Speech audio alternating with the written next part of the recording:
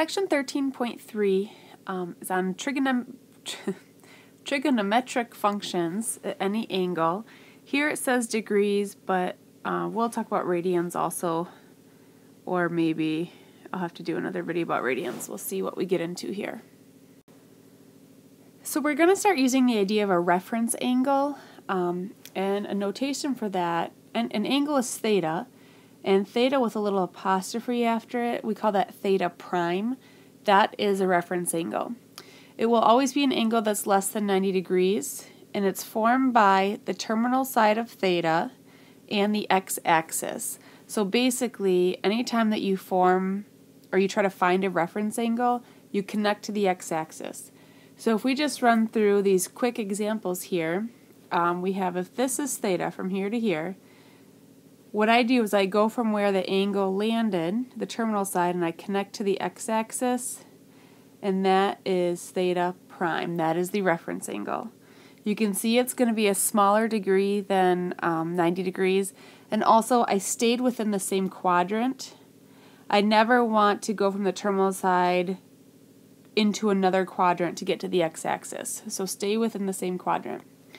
On the second example, again, go from your terminal side and just connect to the x-axis, and that will be a reference angle. So that's where theta prime is. Sometimes you may backtrack in your angle, but that's okay.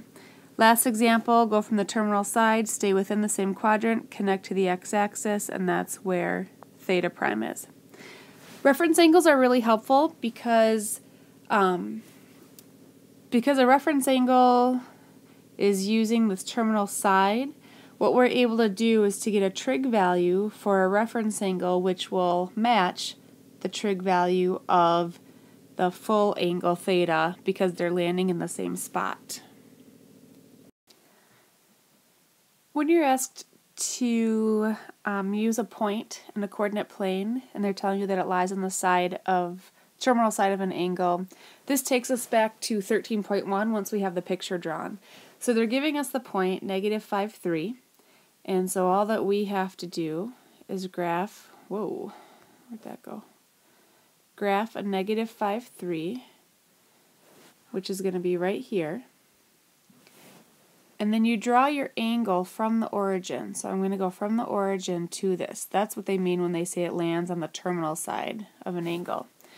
What we want to do now is just create a right triangle.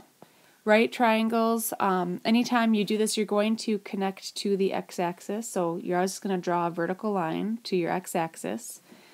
There's your right triangle. And theta will be the angle at the origin.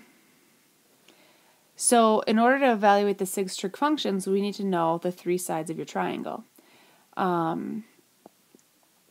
So if you're going from the origin to the left, that distance is 5, but because we did go to the left, we're going to use a -5. In this case, the signs of our trig functions make a difference depending on what quadrant you're in. This vertical line here, going from here up 1, 2, 3, because we're going up, that'll be a +3. And now you have 2 sides of a right triangle. All you need to do is get your third side, and then you can do SOHCAHTOA, and then the 3 reciprocal functions. There's a video on it, so I won't go any further. I just wanted to show the setup. Here's something that's good to know. In this, you guys saw in your unit circle video from Khan Academy that cosine of theta will always match up with the x value of a point, and sine of theta will always match up with the y value of a point. A really big part of what we do in 13.3 is evaluating a trig function, and we're going to evaluate this without a calculator. So this means your test will have 2 parts. One part where you get to use a calculator, and then this part, and something from 13.4 where you're not allowed to use a calculator. So if you follow these 4 steps, that'll be the easiest way to get through the problem. So go ahead, push pause if you need to write it down, but you're going to draw the given angle, you're going to find the reference angle, you're going to draw the appropriate triangle. Remember to make your side lengths positive or negative depending on what quadrant you're in, and then you're going to evaluate the trig function. The rest of the notes kind of go through examples of this, but I have 4 videos with different examples. You're going to want to watch all of them and kind of, follow through that these are the steps that I go through in each video. Some videos will be in degrees, some videos will be in radians, but basically we go back to our special right triangle information. Actually, let me have you guys put something in your notes. Your 30, 60, 90 triangle looks like this.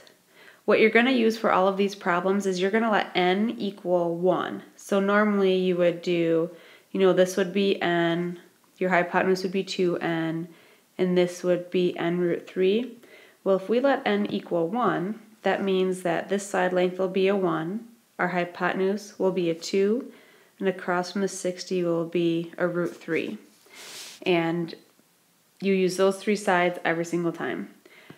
So you're going to want to memorize that triangle. And once you have that memorized, these problems really are not that bad at all. It's just a matter of making sure we know how to do it. Your 45-45 triangle, again, if you remember your sides, your 2 legs, this is n and n. Your hypotenuse is n root 2.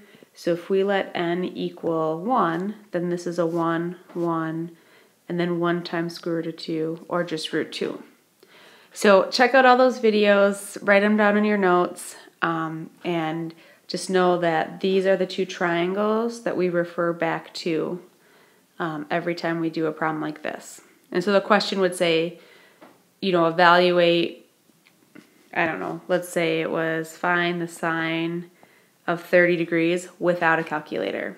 And that's what this problem walks you through.